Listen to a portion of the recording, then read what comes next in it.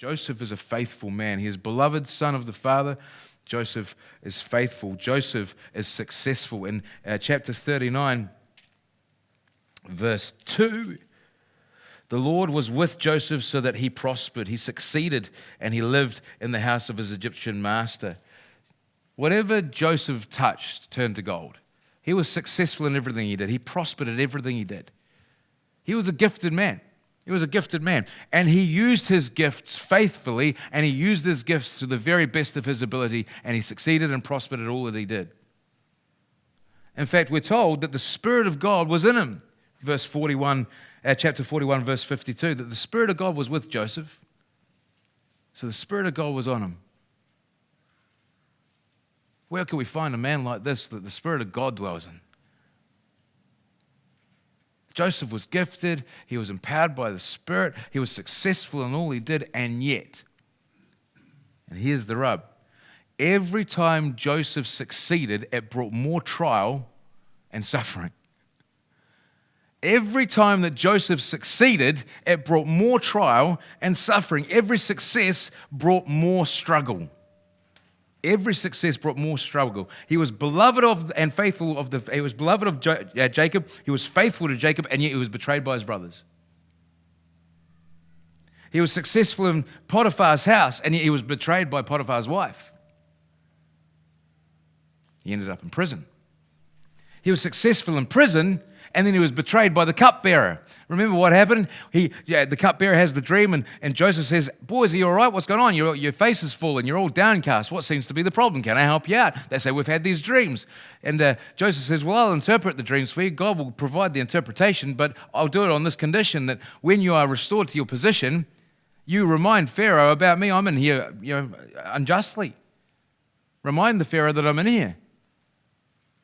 Now, Joseph is in prison for a number of years.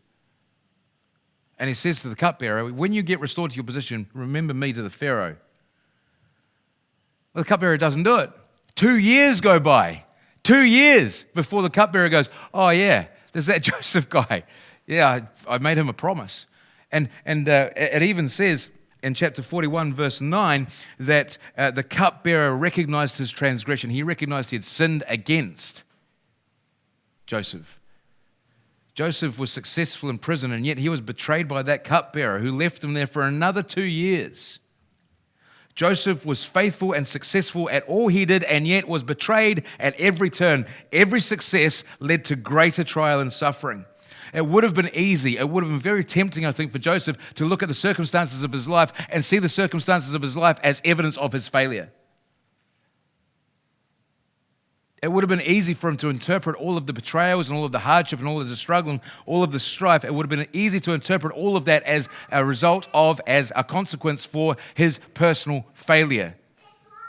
I mustn't be as good at this as I thought. I mustn't be as gifted as I thought. I mustn't be as successful as I thought. Maybe I've got it wrong. Maybe I've done it wrong. Maybe I've done someone wrong. Maybe I've done something wrong to someone. I don't know, but it's not working out right. I keep getting thrown in prison. I keep being betrayed. All of the circumstances of my life keep going astray. It would be easy for him to interpret the circumstances of his life as evidence of his personal failure.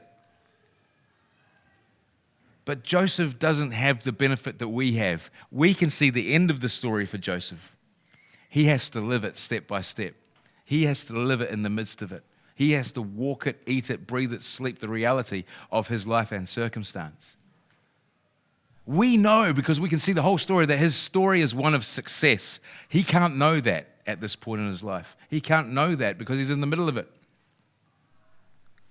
Maybe you're in a situation. Maybe you're in a situation where you appear to be failing. And every step you take brings more suffering, more hardship, more trial. Maybe you're in a situation where every time you turn around, you've been betrayed by someone. Maybe you're in a situation where it doesn't seem to matter what you do, you just can't get ahead. Every step forward leads to 2 steps back. Maybe you're in that situation now. Maybe you've been in that situation before. Let me encourage you with these words. Your story is not through. Your story is not finished. You are still in the middle of your story. You don't know how the story ends. You don't know how the story ends. You don't know how your story ends. What do we do in the middle of that? What do we do when we feel like that? What do we do when we're confronted by circumstances that doesn't seem to align with what we believe we're led to do and what we're doing and the giftings that we have or any of those things? Your story is not through. You've got to remain faithful. You've got to hold on to the Lord. Remain faithful in the midst of the suffering. Remain faithful in the midst of the struggle. Remain faithful in the midst of the betrayal. And let God define what success looks like. Let God determine whether or not you are successful. One of the craziest passages of Scripture that I'm wrestling with on a daily basis, Paul says, I do not even judge myself. I don't look at myself and say, am I succeeding? Am I failing? Am I doing right? Am I doing wrong? My conscience has nothing against me. Not that there is nothing against me. I'm just not aware of what's against me. I don't even bother judging myself. It is God who judges. I just get on with the work. I don't even judge myself. You can't judge yourself. As long as your conscience doesn't have anything against you, you can't judge yourself because you don't know the end of the story. You can't know whether you're succeeding or failing. You can't know the outcome of what you're doing. Only God knows. Leave it in His hands. Leave it in His hands. Walk in faith. Leave it in His hands. Maybe you've been betrayed.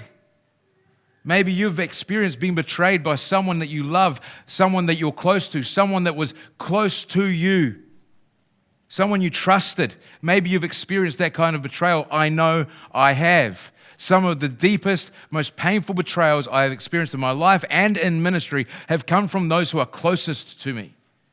People that I thought would never turn on me, turned on me. People that I thought would never walk away, walked away.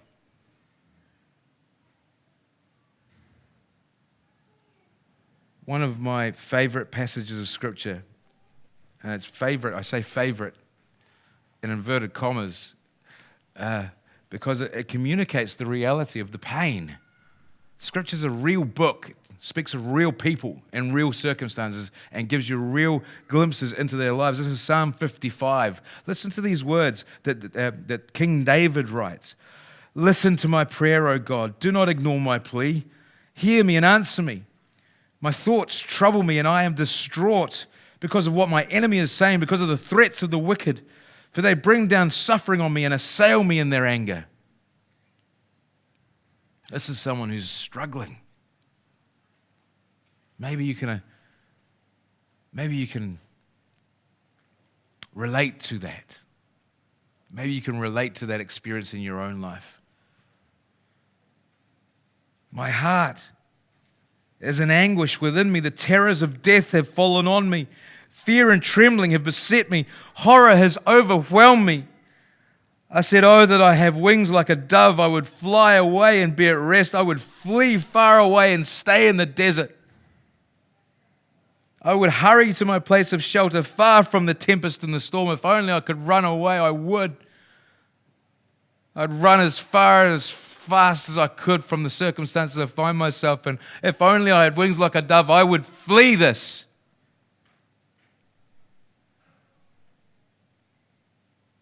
Lord, confuse the wicked, confound their words, for I see violence and strife in the city. Day and night they prowl about on its walls, and malice and abuse are within it. Destructive forces are at work in the city, threats and lies. They never leave its streets. If an enemy were insulting me, I could endure it. If a foe was rising against me, I could hide. But it is you. It's you. One like myself, my companion, my close friend, with whom I once enjoyed sweet fellowship at the houses of God as we walked amongst the worshippers. It was you. Let death take my enemies by surprise. Let them go down alive to the realm of the dead, for the evil finds lodging among them. As for me, I call to God, and the Lord saves me. Evening, morning, noon, I cry out in distress, but He hears my voice. He rescues me unharmed from the battle waged against me, even though many oppose me.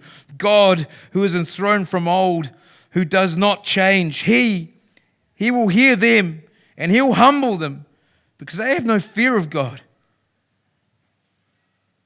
My companion attacks his friends. He violates his covenant. His talk is smooth as butter, yet war is in his heart.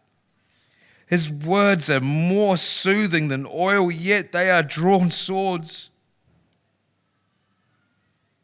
Cast your cares on the Lord, he will sustain you.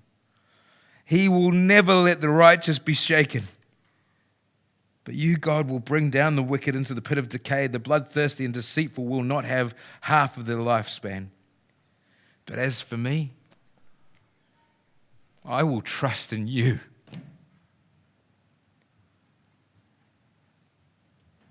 Maybe that's been your prayer. Maybe you've experienced that. Joseph experienced it. Joseph experienced betrayal. Cast your cares on the Lord. If that's been your experience, if that's the journey that you've walked, if that's where you are right now, cast your cares on the Lord. That's precisely what King David is encouraging us to do. That's what he did himself. Cast your cares on the Lord. Call upon him, he will answer. Cling to him in your suffering. Cling to him. Whether in this life or the next, he will grant success. You will have success. You will be vindicated. Justice will be done in this life or the next. It's a promise. God's plan was to bless Joseph so that he would be a blessing to others. Every step, every betrayal was necessary. Every step, every bit of suffering, every betrayal was necessary to take him from that 17-year-old shepherd to the 30-year-old ruler of Egypt. Every step, every betrayal was necessary to take him from the pit to the palace. Every step of it. His brothers come in the midst of the famine to find food from Joseph. And Joseph reveals himself, his identity to them. They are in terror and fear for their lives. They know what they did to Joseph. And Joseph says, do not fear. You meant it for evil, but God meant it for good. God meant it to preserve life. You did what was evil, but God meant it for good. Every step of the journey was ordained by a sovereign God who wanted to bless. Every step of it was necessary to bring him from the pit to the palace, from that lowly shepherd to an exalted leader. Every hurt, every betrayal was necessary to bring him closer to his ultimate blessing.